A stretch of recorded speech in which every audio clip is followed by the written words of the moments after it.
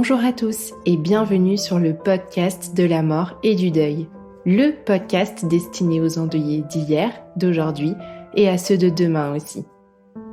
Ce podcast est là pour contribuer à ce que chacun d'entre vous se sente un peu moins seul sur ce chemin intense et douloureux qui s'ouvre après la perte d'un être cher. Alors j'espère qu'à travers certains de ces partages, vous vous reconnaîtrez un peu et puiserez, par-ci par-là, quelques graines de réconfort. Si vous aimez déjà le podcast de la mort et du deuil, pensez à le signaler en vous abonnant sur votre plateforme d'écoute préférée.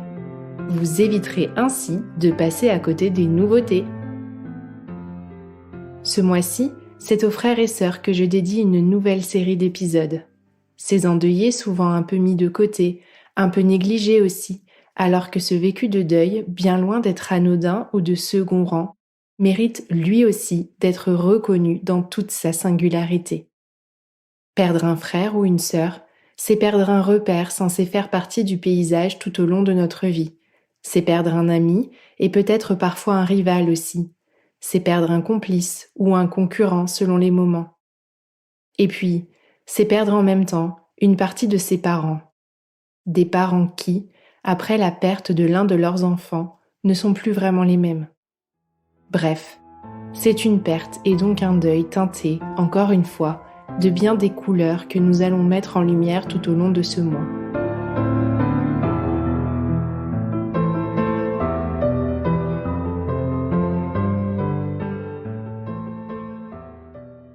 Bonjour, je m'appelle Coralie, j'ai 37 ans et je vis dans l'Est de la France. Je suis mariée, maman de 2 petites filles et belle-maman d'une grande fille. Je suis issue moi-même d'une famille éclatée, plusieurs fois recomposée mais jamais vraiment unifiée. J'ai plusieurs frères et sœurs, mais une seule vraie sœur, même si je n'aime pas ces termes de demi-frères et sœurs.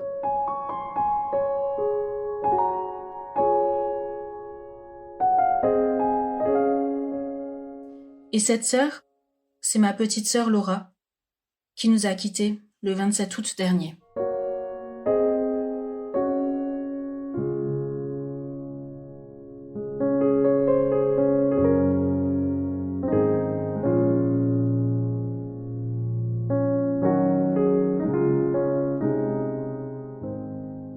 Laura avait 2 ans de moins que moi et avait la particularité d'être née extraordinaire.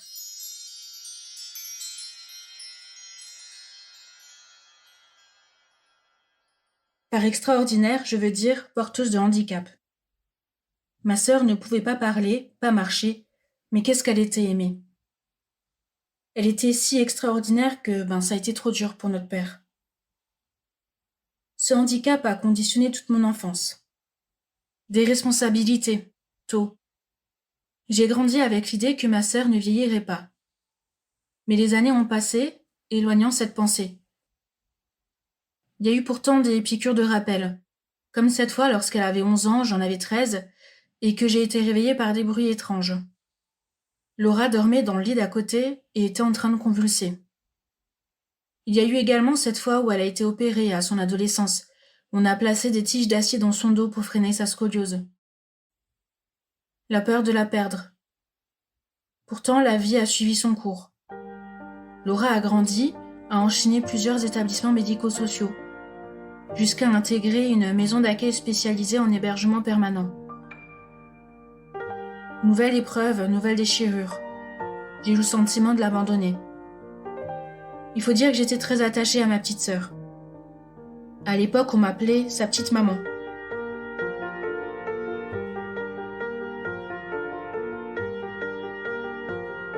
C'est un terme qu'on n'emploierait plus aujourd'hui, mais qui reflétait bien pourtant le lien qui nous unissait. Ma mère allait la voir 2 fois par semaine, moi de manière moins régulière. 2 enfants, 2 boulots, bref, si j'avais su.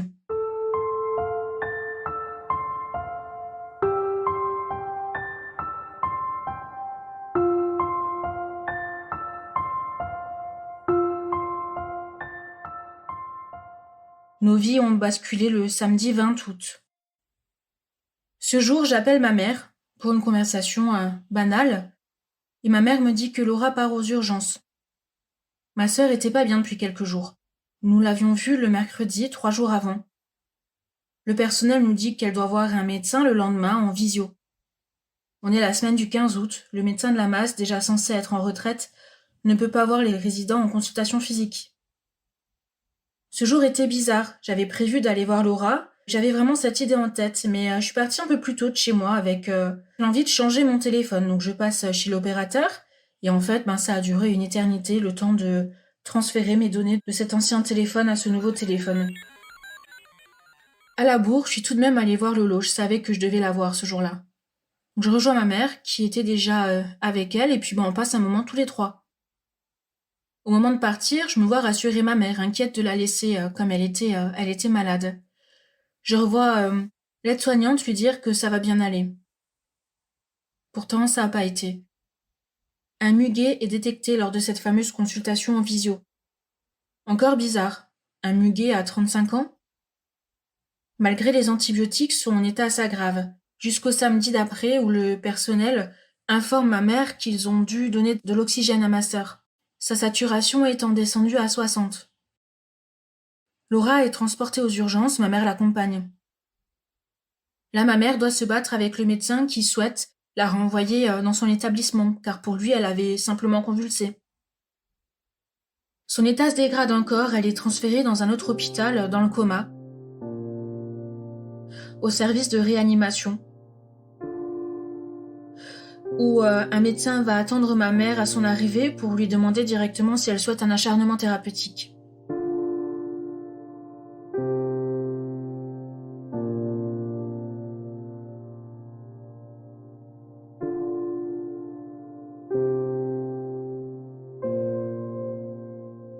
Je peux pas être là puisque un seul accompagnateur est autorisé.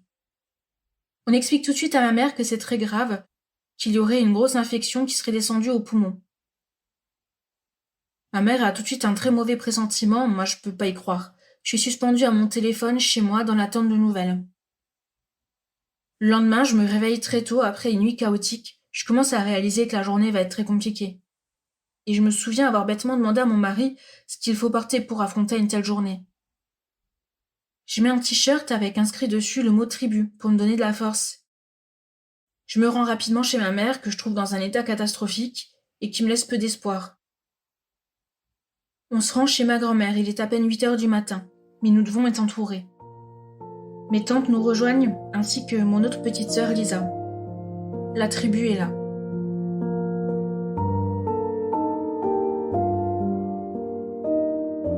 Lisa n'a que 22 ans, mais elle va affronter cette épreuve avec ma mère et moi comme jamais je l'aurais pensé.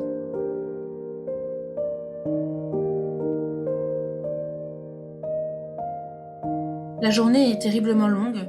Dans l'après-midi, on se rend enfin au chevet de Laura.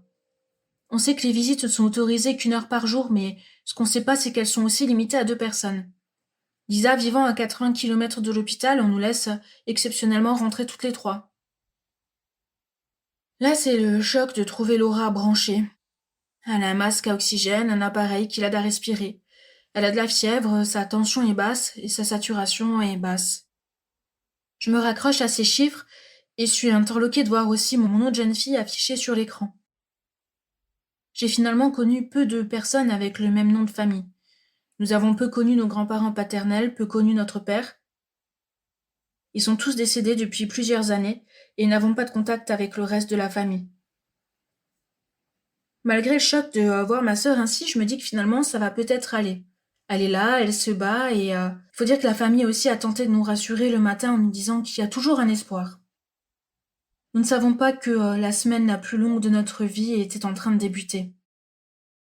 Le lendemain, je laisse Lisa, qui a dormi chez ma mère, aller voir avec elle Laura. Son état est inchangé. Mardi 23 août, c'est l'anniversaire de Lisa. Je pense qu'il restera le pire anniversaire de sa vie. Lisa est rentrée chez elle car elle doit reprendre le travail, elle est nouvellement embauchée, elle n'a pas de congé. J'accompagne donc notre mère à l'hôpital. Et là, les choses ont changé. Laura a le visage gonflé. Ses lèvres ont craqué sous l'effet du masque qui assèche son visage. On voit un médecin, une Allemande pas très sympathique. J'ose poser la question. Combien de temps Laura peut rester comme ça ? Elle me répond 2 semaines maximum, mais c'est très grave.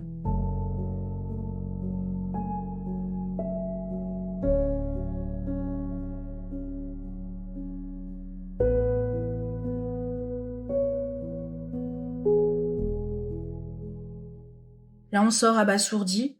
Je propose à ma mère de venir dormir à la maison. Ce sera mieux que de rester chez elle. Puis, avec les filles à la maison, pas le choix, il faut continuer.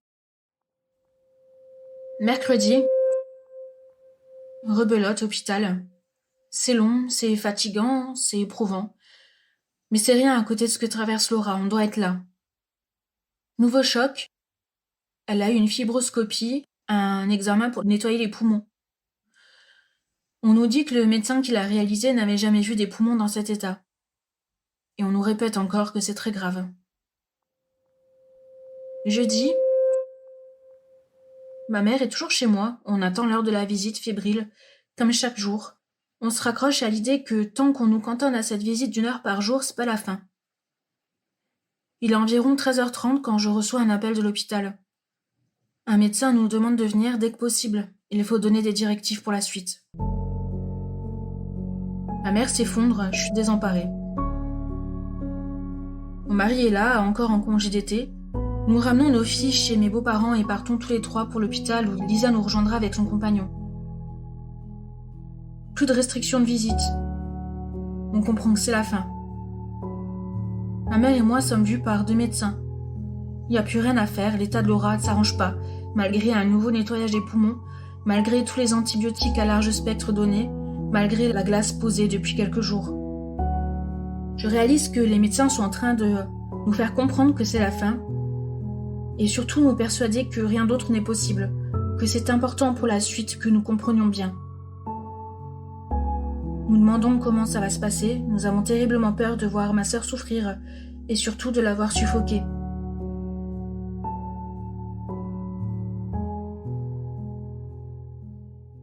Les médecins nous disent que tout est mis en œuvre pour qu'elle parte doucement.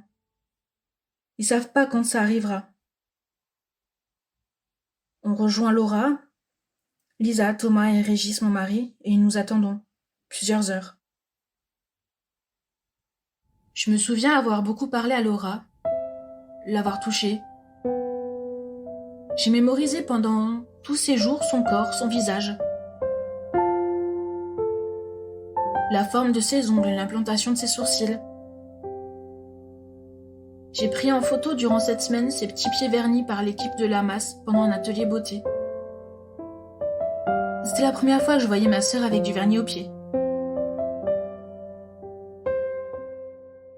En début de soirée, nous avons décidé de partir épuisés en faisant promettre aux infirmières de ne pas la laisser partir seule si nous n'avions pas le temps d'arriver. Ce soir-là, tout le monde dort chez moi. On attend un éventuel appel. Le temps est figé. Vendredi. Je me réveille. Pas d'appel. Laura est toujours là. J'ai le sentiment d'étouffer. Au petit déjeuner, il est décidé que ma mère rentre chez elle, avec ma sœur et mon beau-frère. J'ai besoin d'être seule, de me retrouver un petit peu dans une normalité, dans cette semaine irréelle et insupportable. J'ai besoin de retrouver ma famille.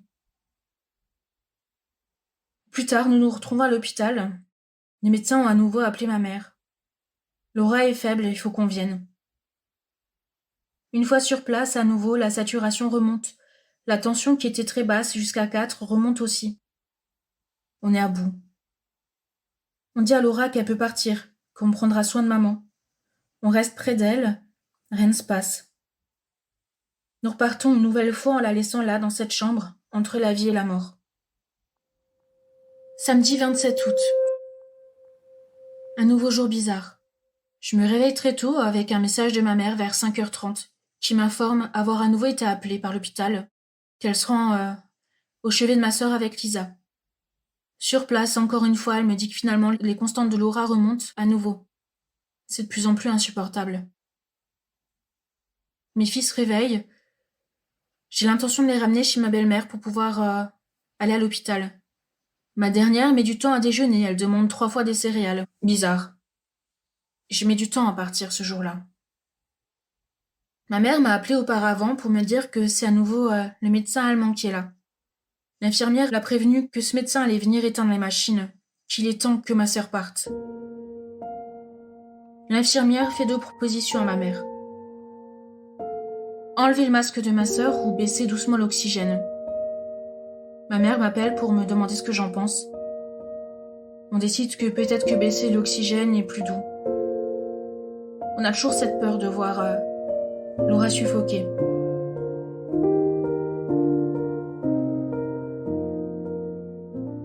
Elle demande si elles doivent m'attendre, je réponds que non, je sais pas si j'ai la force. Une fois mes filles déposées, je prends la route pour l'hôpital.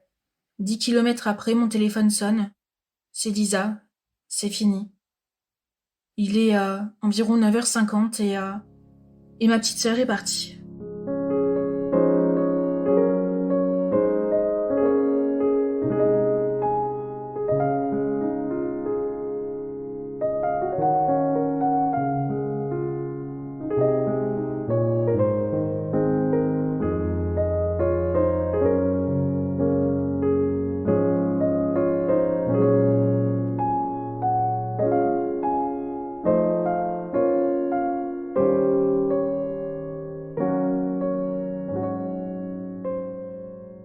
Je sais à ce moment que je regarde le ciel ensoleillé de ce mois d'août pour voir s'il est différent.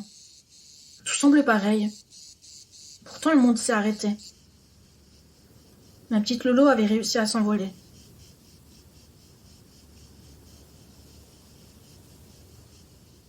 Je me souviens aussi m'être sentie un petit peu bête.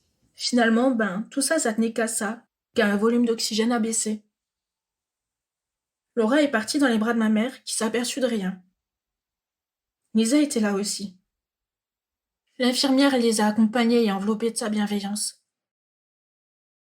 C'est cette même infirmière qui nous a accueillis, Lisa et moi, pour aller voir Laura une dernière fois. Il m'a fallu quelques minutes pour réussir à entrer dans cette chambre, témoin de tant de vie envolée. J'ai eu affreusement peur de la voir déjà changée. Lisa rentre en premier, elle dit à l'infirmière qu'elle pense que ça va être dur pour moi de voir Laura ainsi. Sa bouche est ouverte, ce qui peut peut-être m'effrayer. J'ai demandé à l'infirmière si c'était encore temps de la fermer. Je rentre finalement, tout doucement, levant les yeux au fur et à mesure vers elle. Et là, c'est le choc. Je suis très choquée de cette vision. J'ai souvent entendu des gens dire que les morts semblaient endormis. C'était pas le cas pour ma sœur, éprouvée par cette semaine de soins invasifs. Je prends le temps de lui dire au revoir.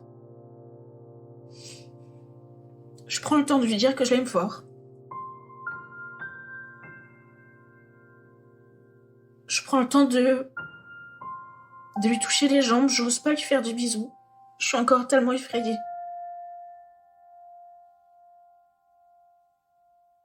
L'infirmière nous dit que ma sœur va rester 2 heures dans cette chambre et qu'elle descendra ensuite en chambre mortuaire. Nous partons avec une feuille expliquant les démarches à réaliser. On rejoint ma mère qu'on avait laissée à la cafétéria de l'hôpital. Ensuite, tout s'est enchaîné jusqu'aux obsèques le mercredi 31 août, veille de rentrée scolaire de ma dernière petite fille. Je me souviens qu'il a fallu rapidement reprendre le quotidien, aller vider sa chambre à la masse. Je me souviens de l'ambivalence des sentiments en permanence. Elle est enfin partie et en même temps, elle est déjà partie. La tristesse, la colère, le soulagement, la peur. Ça fait que tant et tant de jours. Il faut laisser le temps, mais ça fait déjà tant et tant de jours. Je me souviens du questionnement qui est toujours présent. Comment on en est arrivé là? Les semaines qui ont suivi ont été très dures, ponctuées de cauchemars, du manque d'elle, du déchirement. Je me suis raccrochée à l'idée qu'elle n'avait pas souffert. Je me suis rendu compte de l'importance des petits mots, des attentions qu'on a reçues des proches, des connaissances, des collègues, des cartes, des fleurs. J'ai besoin de me raccrocher à certains détails. J'ai bien choisi le cercueil. Il nous reste encore des choix à faire, Quel monument? Chez qui? Rapidement, on s'est aperçu aussi que la mort, finalement, c'est un truc de vieux. Normal et heureusement sans doute, mais il y a finalement peu de possibilités pour des choix plus modernes. Du granit, du moucheté, du moche. Le jour où Laura a été déposée à la chambre funéraire, avant d'aller la voir, je suis passée chez le fleuriste avec vraiment cette idée de tournesol. Et je me souviens de la déception quand j'ai vu qu'il n'y avait plus de tournesol disponible en vente à l'unité. Quand j'ai expliqué au fleuriste le pourquoi du comment je voulais absolument cette fleur, je me souviens de sa gentillesse d'avoir pris un tournesol d'un bouquet pour me l'avoir vendu seul. C'est des petits détails, mais qui ont vraiment leur importance. J'ai déposé ce tournesol sur son cercueil et il l'a accompagné jusqu'à son dernier voyage.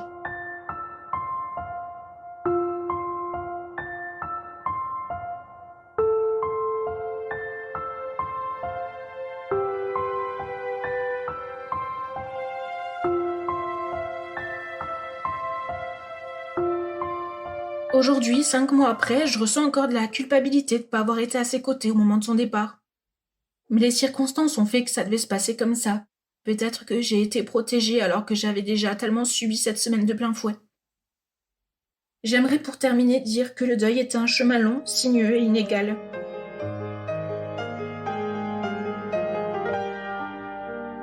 Plus que jamais, je me sens proche de ma mère et de mes sœurs.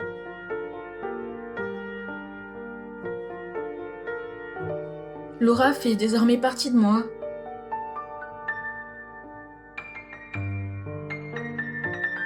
Et je ferai tout pour ne pas la laisser mourir une deuxième fois en oubliant son souvenir.